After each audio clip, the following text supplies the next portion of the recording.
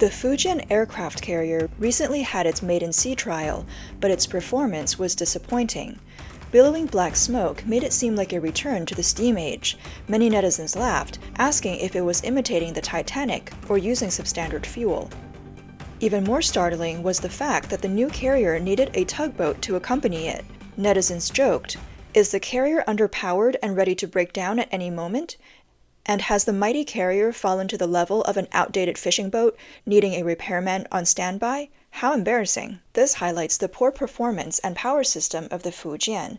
If it were to break down during a real battle, the consequences would be dire. The construction process of the Fujian was also fraught with difficulties. It took 23 months from launch to its maiden voyage, nearly double the time it took for the Shandong carrier. Various signs indicate that technical challenges and quality issues plagued its construction. In contrast, the Fujian took only 19 months from maiden voyage to commissioning. Based on this, the Fujian sea trials will likely take even longer. Unlike the 002 carrier, which copied Russian designs, the Fujian mainly borrowed from American carriers, except for its power system. Initial imitation is inevitably challenging, and optimistically, the Fujian might not be officially commissioned until 2027, assuming everything goes smoothly. If unexpected issues arise, such as design flaws requiring a return to the shipyard, the commissioning could be further delayed. Even after the Fujian is commissioned, it will take time to achieve full combat capability. Copying the exterior design is relatively easy, but mastering the core technologies takes time. Some even doubt if the Fujian will ever achieve full combat capability, potentially becoming a museum carrier for display only. During its maiden sea trial, the Fujian needs to thoroughly test the boiler and main engine operations, evaluating whether the power output meets the electrical needs of the onboard systems. Additionally, the sealing performance of the propeller and transmission shaft must be tested to ensure they can withstand sea conditions. As a modern carrier, a reliable power supply system is crucial. The entire ship's electrical network, from generators to outlets, needs to be checked for potential faults. Critical components such as the main engine, shaft system, and steering gear must also undergo performance tests under various conditions. During the sea trial, the Fujian flew an 18 flag, indicating it was drifting. This means it tried to anchor but failed, causing the ship to drift in the waves. This suggests possible issues. Either the anchor wasn't strong enough, the crew mishandled the anchoring, or the ship itself had problems. Each scenario exposes potential design, construction, and operational flaws. Moreover, turning the Fujian is another issue. When it turns, it leaves a long trail. This is not a good sign at all. It seems its maneuverability is poor, and any mistake can result in fishtailing. Unlike cars, where fishtailing might not be a big deal, a ship fishtailing for several hundred meters can cause serious collisions with any following ships. On a battlefield, if enemy submarines see this, they wouldn't hesitate to launch torpedoes. Any fleet formation would be instantly broken up. In comparison, the U.S. Navy's carrier fleet moves in perfect unison. The Roosevelt, for instance, turns like a top with a tight, graceful curve. Fujian's turning performance is at best third-rate and far from combat-ready standards.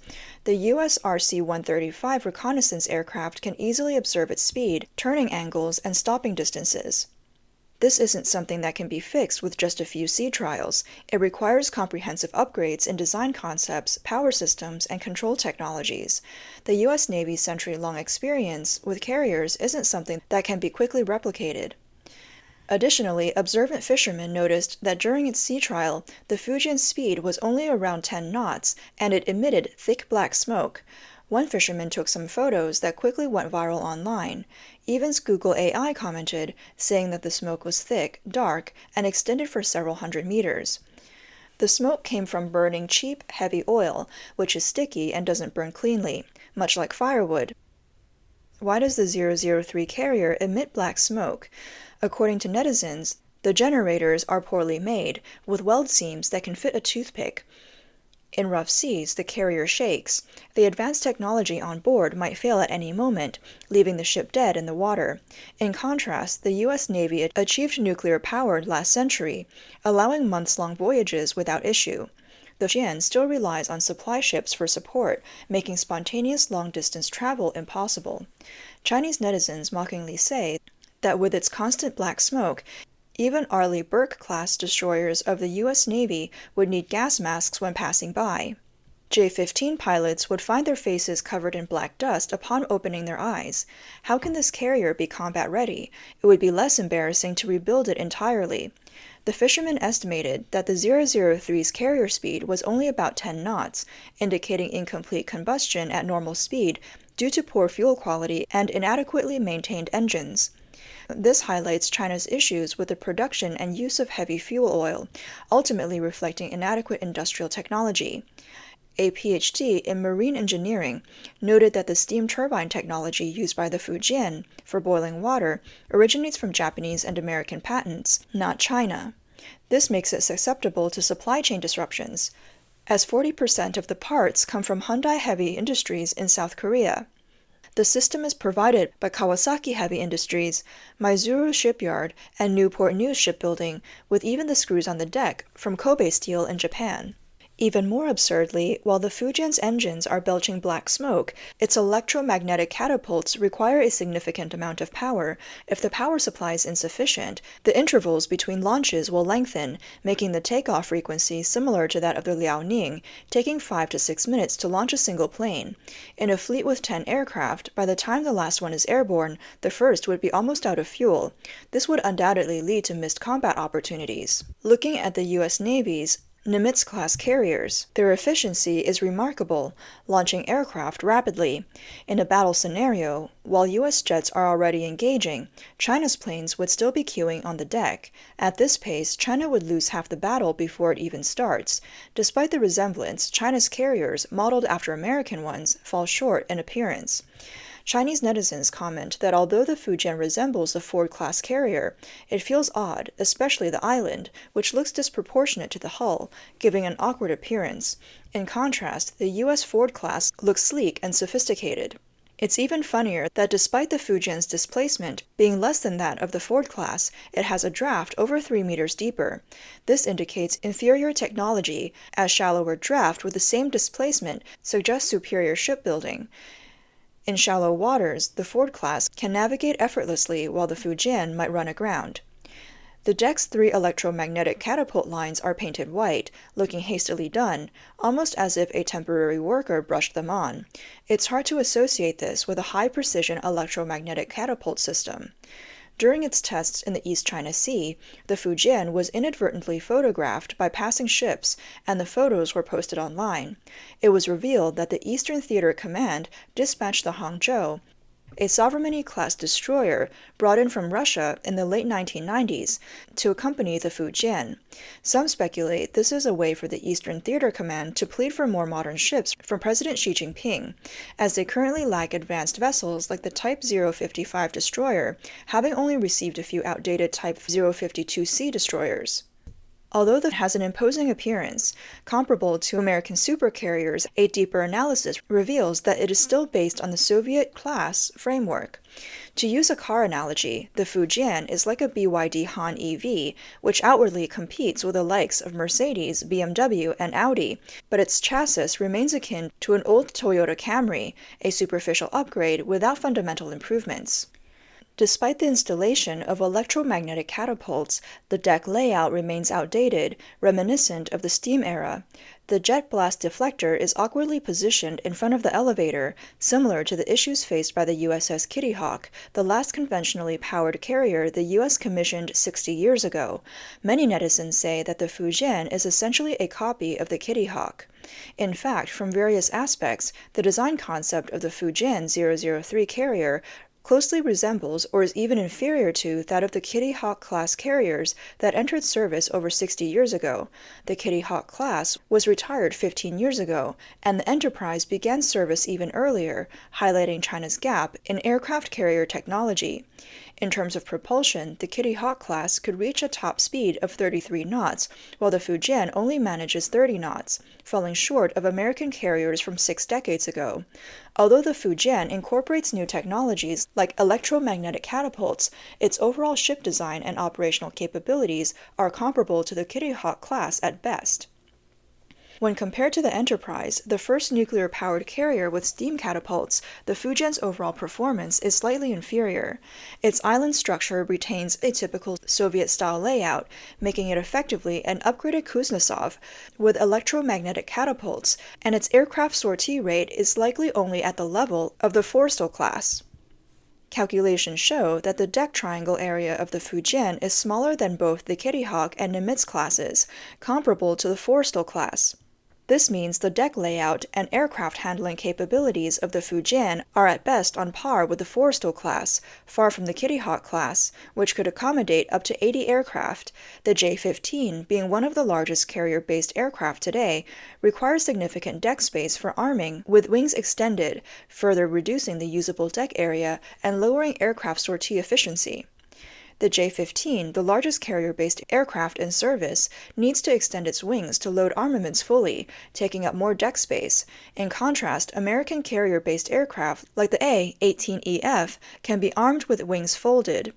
These subtle differences add up, and there are many more such details that won't be listed here.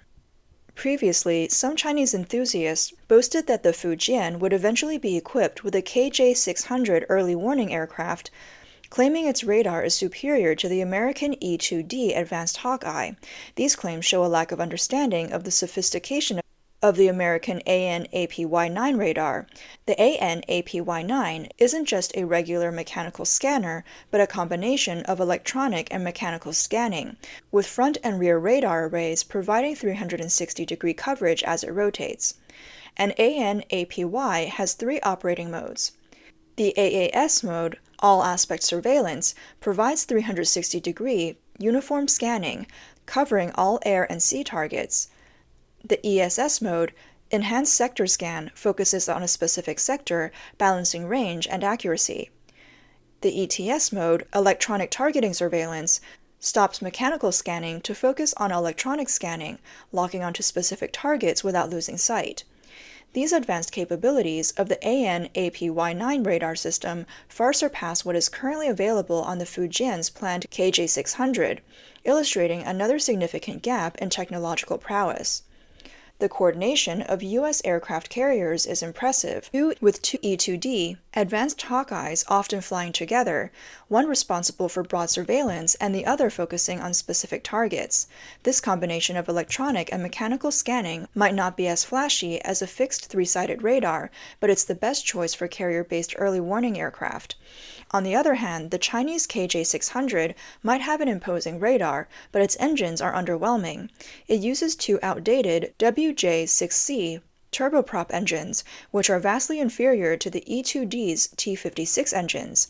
The KJ-600 struggles with loitering time and combat radius, and even powering the radar can be problematic. Even if it's equipped with active phased array radar, it might only run for a few minutes before shutting down due to power issues. The radar dome of the KJ-600 prototype features a 2-tone paint job, suggesting a combination of electronic and mechanical scanning modes. There's much speculation about the radar it houses. Some says it has an S-band for long-range detection, a UHF band for stealth detection, and a C-band for guiding HQ-9 missiles. However, cramming this makeshift dual-band radar into a space-constrained early warning aircraft could be problematic. The Chinese aircraft carrier fleet is gradually taking shape, but their approach of copying still lacks the soul of originality. The real differences will show in combat. U.S. carrier strike groups are highly flexible. They might mix and match different ships, a carrier here, a few destroyers there, and a supply ship from another group, to form an effective task force. This modular approach allows them to adapt to different missions quickly. The Chinese Navy is trying to emulate this flexibility. The Liaoning might sail with a Type 055 destroyer one time, a Type 052 the next time, and perhaps a Type 054 or 056 another time. However, one aspect the Chinese Navy can't replicate is the U.S. approach to pilots. American carrier pilots are like knights, moving between carriers as needed. If a carrier needs more pilots, they can fly over from another. Chinese carrier pilots, however, are tied to their specific carriers. Liaoning pilots stay on Liaoning, and Shandong pilots stay on Shandong. The Liaoning is a refitted old ship, and the Shandong is brand new, with significant differences inside and out. The Fujian, using new catapult technology, is unfamiliar to these pilots. In a war, if a U.S. carrier loses aircraft, pilots from other carriers can continue the fight, but if a Chinese carrier loses its aircraft, it would have to retreat to port. Despite the impressive appearance of Chinese carrier strike groups, their flexibility is lacking compared to the U.S. Navy. The difference in adaptability would be stark in a combat situation. The U.S. Navy's carrier strike groups, although consisting of around 7,000 to 8,000 personnel, are effectively run by about 70 key individuals. These people are the brains of the operation, with the Composite Warfare Commander, CWC, at the helm. Under the CWC are various deputies, including the Air Warfare Commander, Surface Warfare Commander, Space and Electronic Warfare Commander, and Anti-Submarine Warfare Commander, plus a host of coordinating staff, making up this crucial team of 70. These key leaders can be deployed to take charge immediately, gaining control of the situation as soon as they step aboard. However, they aren't all clustered on the carrier. That would be too risky if targeted by missiles. Instead, they are spread across different ships, ensuring that not all eggs are in one basket. The Air Warfare Commander typically stays on a Ticonderoga-class cruiser, which is well equipped with advanced radar and missiles ideal for commanding air operations. The Anti-Submarine Warfare Commander prefers the Arleigh Burke-class destroyers, which boast top-notch anti-submarine equipment. As for the CWC, they settle wherever is most comfortable, not necessarily staying on the carrier. Some people fantasize about taking out a U.S. carrier with a couple of missiles, expecting the strike group to fall into chaos, but this is wishful thinking. The U.S. Navy has multiple backup plans, and if one commander is taken out, another from a nearby ship immediately takes over. This is a multi-leadership structure, making it resilient to decapitation strikes. Training these commanders isn't the hardest part. With effort, training a few dozen people is manageable. The real challenge lies in achieving seamless coordination across the entire military, ensuring that all branches work together without any hiccups. Last August, the U.S. conducted a series of joint exercises in the Indo-Pacific with all 5 branches participating. The Marine Corps' Littoral Regiment was the first to engage, with F-35Bs hovering overhead and V-22 Ospreys ferrying Marines to the island.